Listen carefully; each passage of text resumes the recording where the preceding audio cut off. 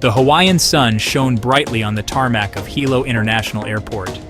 The air was thick with the scent of plumeria and the promise of adventure. For the 89 passengers boarding Aloha Airlines Flight 243, it was the start of another routine journey across the island chain. Families chatted excitedly, businessmen settled into their seats, and the Aloha Airlines crew prepared for a short hop to Honolulu. The Boeing 737, christened Queen Liliuokalani, seemed to gleam under the tropical sun. The passengers, a mix of locals and tourists, settled into their seats. Flight attendants went through the familiar safety instructions, their smiles disarming and routine. The roar of the engines filled the cabin as the Queen Liliuokalani taxied to the runway. Among the passengers was C.B. Lansing, a veteran flight attendant with Aloha Airlines. She had lost count of the number of times she had made this short journey. The plane lifted smoothly into the azure sky, the island of Hawaii shrinking beneath them.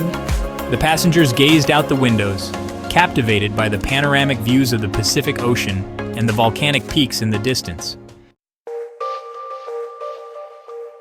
The Queen Liliuokalani cruised at an altitude of 24,000 feet.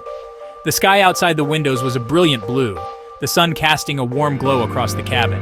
Laughter and conversation filled the air, a tapestry of human interaction woven into the fabric of a seemingly ordinary flight. Unbeknownst to those on board, a silent threat lurked within the structure of the aging aircraft. Years of exposure to salt air and humidity had taken their toll on the fuselage, weakening the aluminum skin that held the plane together. A small hairline crack had developed near the forward galley, a flaw invisible to the human eye but a potential point of catastrophic failure.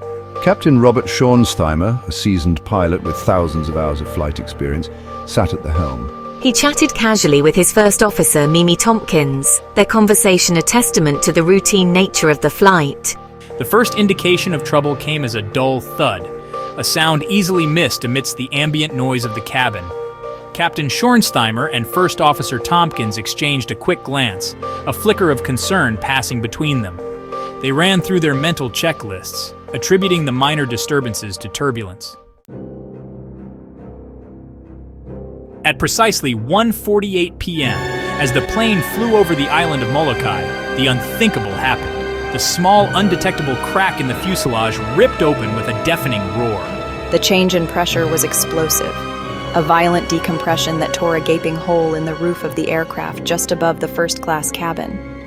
Passengers were yanked from their seats as if an invisible hand had seized them. Oxygen masks dropped from the ceiling but hung uselessly for many as the force of the decompression ripped them away. Screams mixed with the roar of the wind as terror gripped the cabin. The plane lurched violently, its once smooth flight transformed into a terrifying roller coaster ride through the sky. C.B. Lansing, who had been tending to passengers in the aisle, was violently ejected from the aircraft. The horrifying sight of her being swept away was seared into the minds of the passengers who witnessed it. Inside the cockpit, Captain Schornstheimer and First Officer Tompkins fought to control the crippled aircraft. Warning lights flashed on the control panel, a symphony of alarms screaming at them as the plane bucked and shuddered.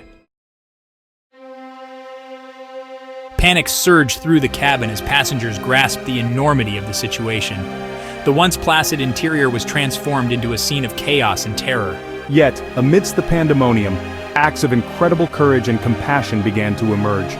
Passengers clung to their seats, their faces contorted in fear, struggling to breathe in the thin air.